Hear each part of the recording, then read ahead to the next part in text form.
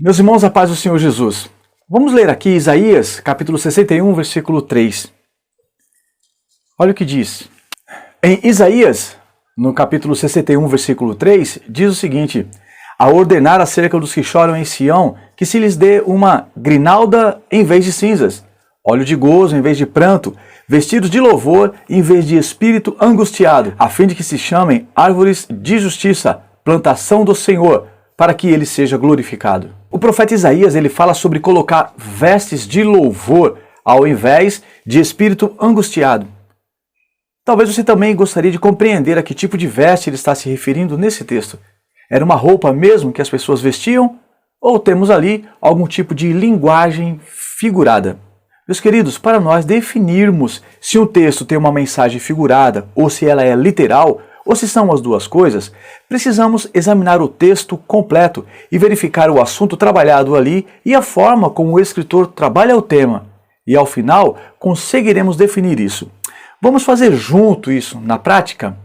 Vestes de louvor em Isaías capítulo 61, versículo 3. Isaías 61 é um dos textos que chamamos de messiânicos.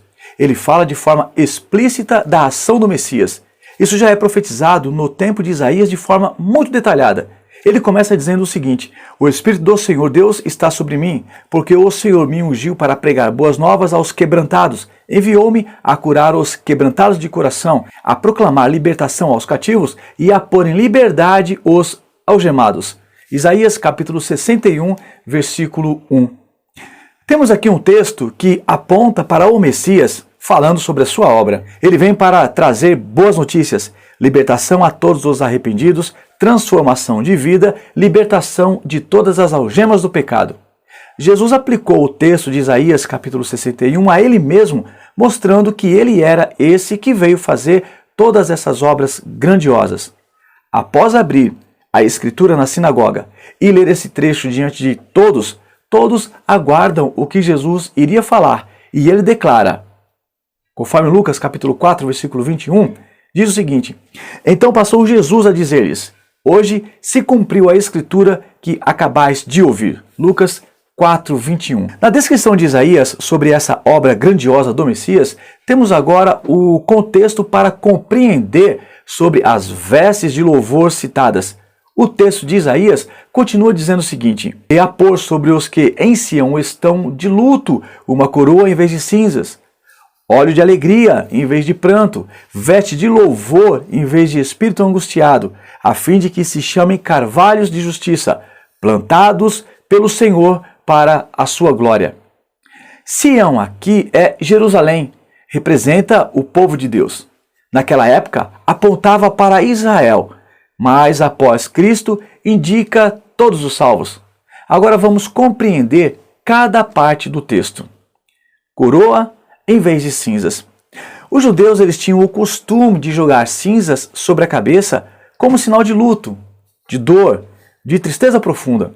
Nos tempos de Isaías, sabemos que o povo sofreu muito por se desviar do Senhor, recebendo graves punições, inclusive o cativeiro. Mas em todos os tempos, o homem sofre por conta do peso do pecado. A coroa é símbolo de vitória e de alegria. O Messias traria alegria e vitória, tirando do povo de Deus a tristeza trazida pelo pecado. Óleo de alegria em vez de pranto. No pranto, o que se vê no rosto das pessoas são as lágrimas, a tristeza, as expressões marcadas negativamente. O óleo de alegria era passado no rosto para deixá-lo brilhoso, bonito. Pode ver isso em Salmos 23, 5. Indica também festa, alegria, felicidade.